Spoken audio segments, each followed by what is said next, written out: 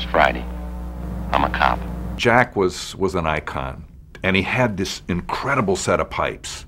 You know, Jack Webb, I mean, I have a deep voice, but my voice, I sound like baby Peggy next to Jack Webb, you know, and he would argue, and he was sometimes I thought he was wrong, and he would say things like, black is white, and you would say, no, it isn't, no, it isn't, you know, and you could never win because those pipes of his were like, would just blow you out of the office. One thing that people don't realize, the ping-pong dialogue that we used in Dragnet was so, in the small television sets at that time, they were only about 5 inches wide, and you couldn't see 3 people in a master.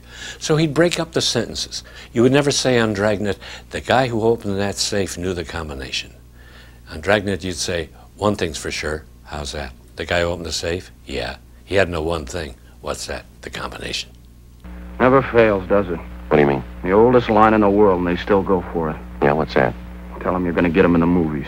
He was full of these similes and metaphors, you know. He would say, you know, these scripts that you guys are writing are like 9 miles of dirt road. And he would go on like that, you know.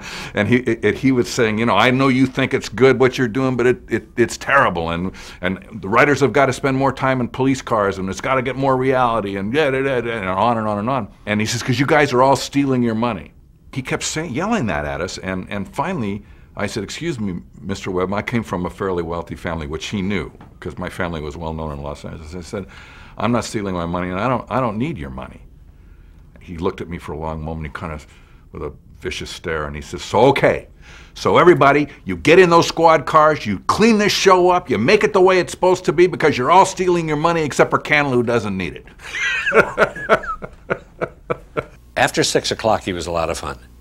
But before that, as Harry Morgan would say, he's never troubled by doubt, is he? But he wasn't a tyrant at all. I never thought of him as a tyrant. But he was a handful.